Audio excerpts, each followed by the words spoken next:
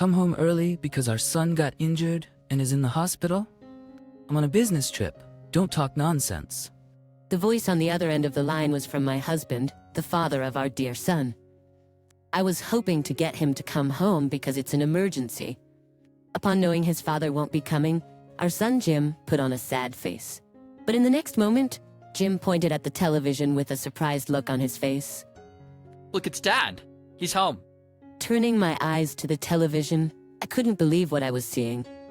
My name is Donna, 32 years old, living an ordinary life with my husband and son. Mike, my husband, and I met through work. We were both from different companies, frequently working together as business partners. After Mike asked me out, we dated for 2 years and got married when I was 27. Shortly after, I got pregnant, took a maternity leave, and gave birth to our son, Jim.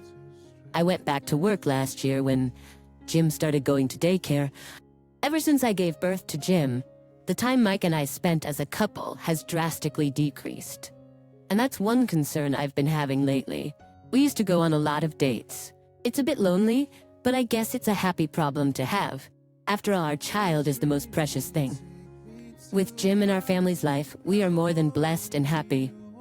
Then one day, while the three of us were having dinner as usual, Mike started a conversation. Oh, that's right, Donna. I have a business trip this weekend. Oh? A business trip? That too on a 3-day-long weekend? Yeah, it's quite unfortunate. It seems the client can't meet any other day. I see. Working on long weekends, you must have it hard. Yeah, I wanted to relax at home, but it's work, so I can't help it. Upon hearing our conversation, Jim, who had been listening intently, exclaimed, "Eh?" With a troubled expression. He began to appeal to Mike.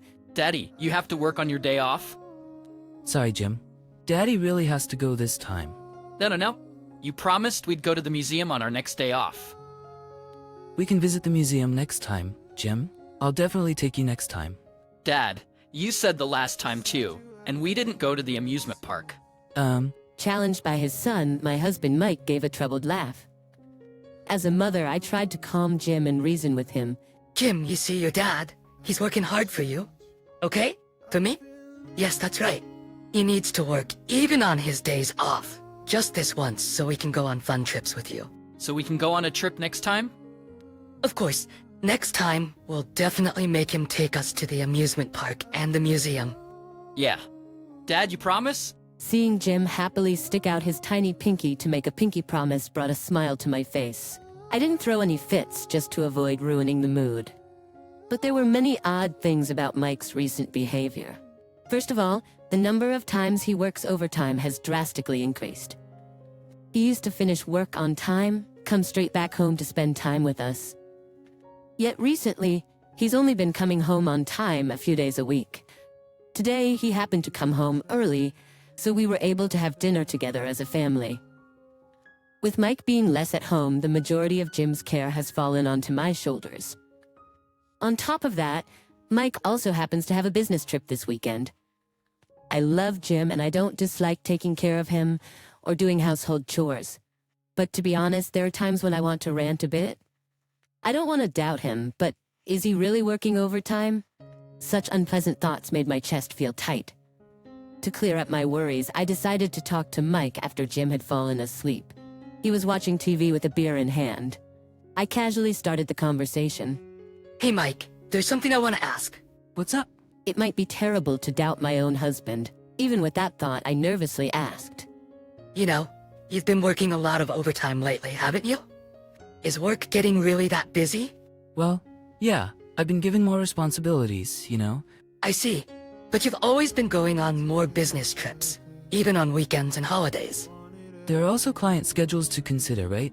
What's up, Donna? You usually don't ask about this kind of stuff. Well, we've been spending less time as a family recently, so I was wondering if you could reduce your overtime. At that, my husband heaved a sigh and his tone clearly showed his annoyance. Donna, didn't you just say it yourself that I'm working hard for Jim's sake? Huh? I thought you understood, Donna. I'm doing my best for the family. So why are you being so selfish? I didn't mean to be. Anyway, please don't interfere with my work. I'm not doing this because I want to. I understand. I'm sorry. After this conversation, our relationship as a couple took a turn for the worse. In front of Jim, we pretended to be mom and dad that got along well, but when we were alone, our conversations dwindled to a minimum. 2 weeks later, it was the first day of the 3-day weekend, and as planned, my husband left for his business trip. Since our conversation, he had been cool to me, but he acted different that day. As he put on his shoes at the entrance, he looked apologetic and said to me,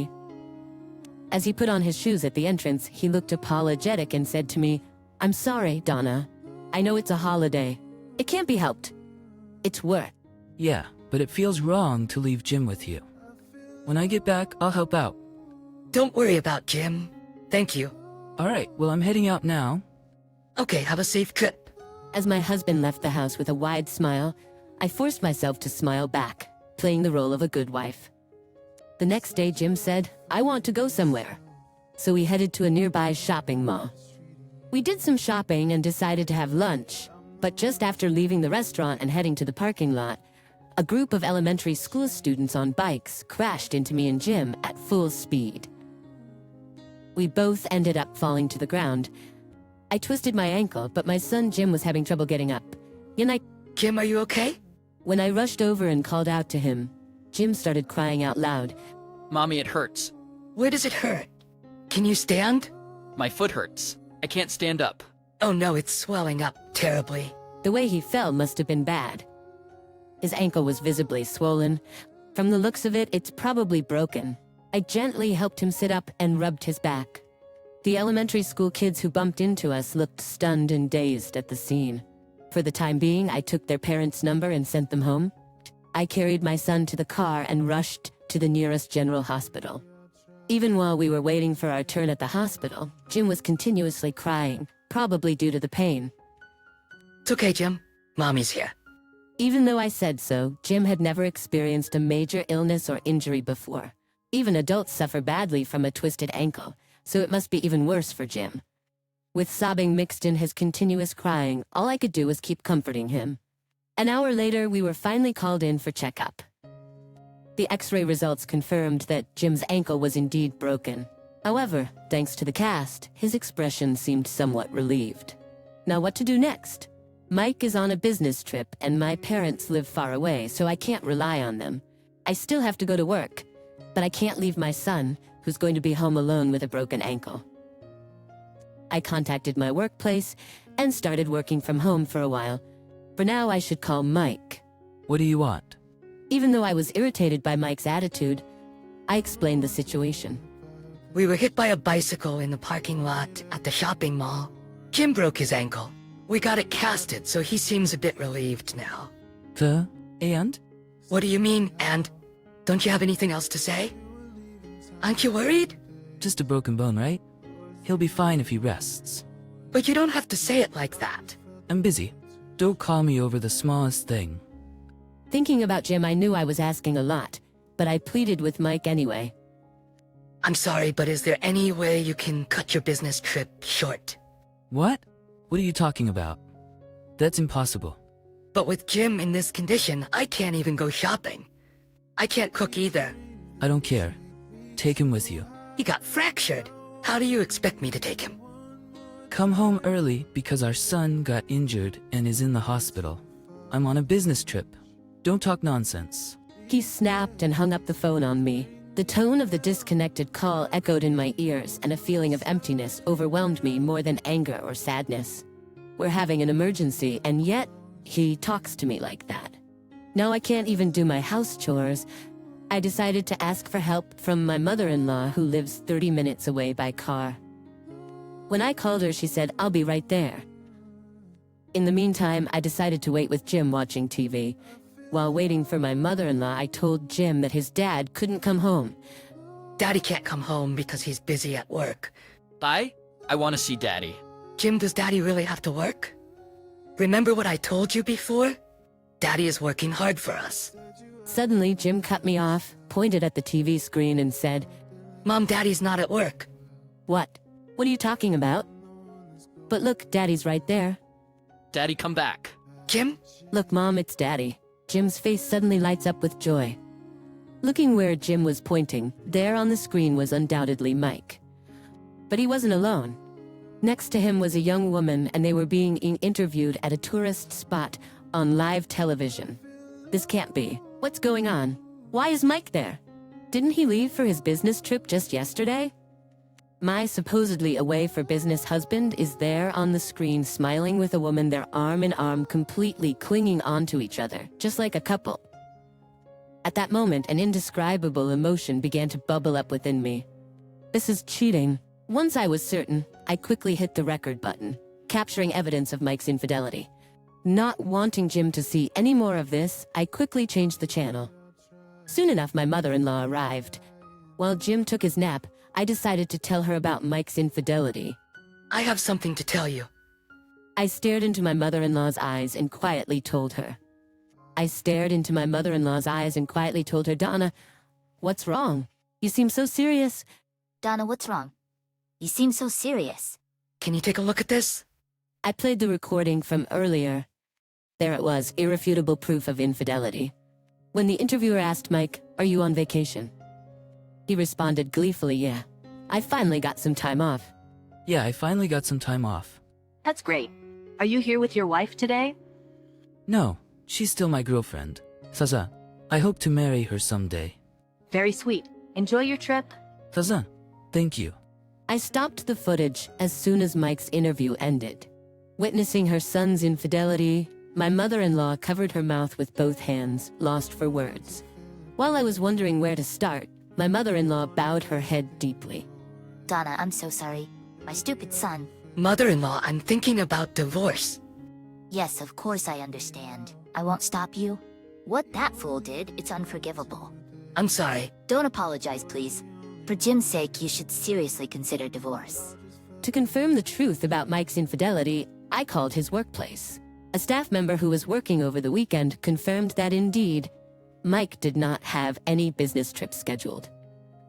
On the contrary, it was revealed that he had taken numerous paid leave days in the past few months. When I checked my calendar, the dates he had taken off were the same days he told me he was staying overnight at his office because of work. He was probably spending all those leaves on going out for whole-day dates with his mistress. As more and more of Mike's misdeeds came to light, a simmering rage began to rise within me. To tell such an easily discoverable lie, and to even go on a trip with his mistress. How much more does he need to make a fool out of me? Once my anger subsided, I quickly decided to come up with a plan to get back at Mike. Even my mother-in-law approved of me filing for divorce, so I'm not holding back.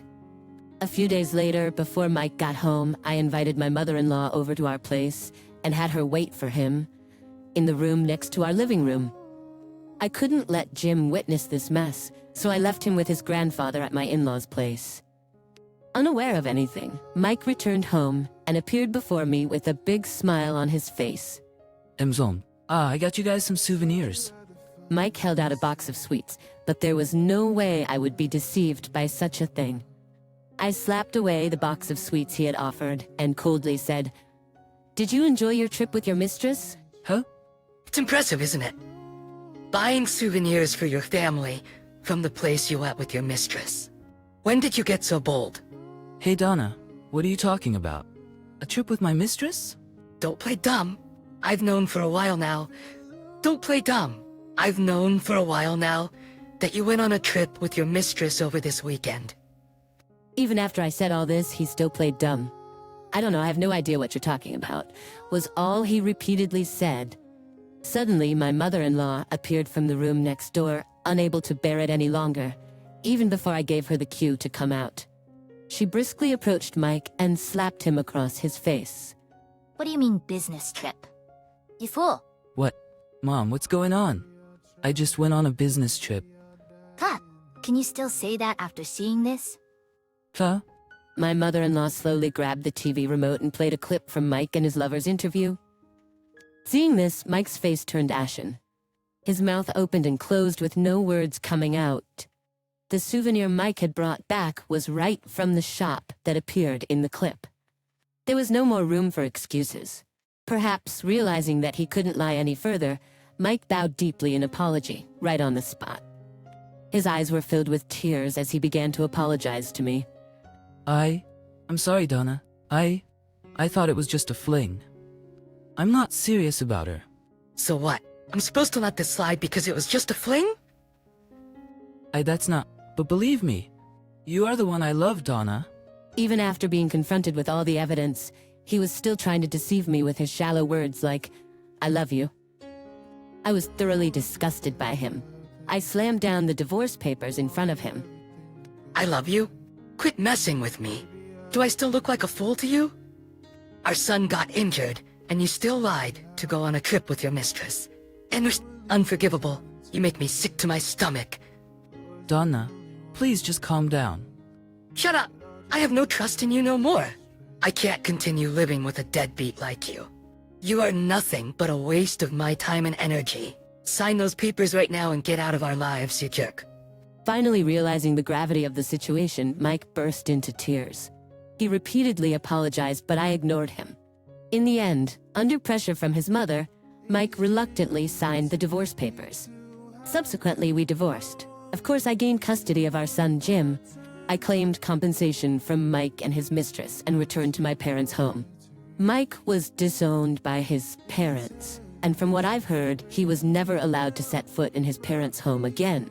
Since Mike initiated the affair, when his mistress was asked to pay compensation, she exploded in anger and exposed their relationship to everyone at their workplace. As a result, Mike was demoted to a dead-end department. The woman, who had been a temporary employee, was let go and dismissed from the company. Mike's salary dropped significantly, and now he seems to be just getting by. He probably won't have the luxury to entertain women in the future.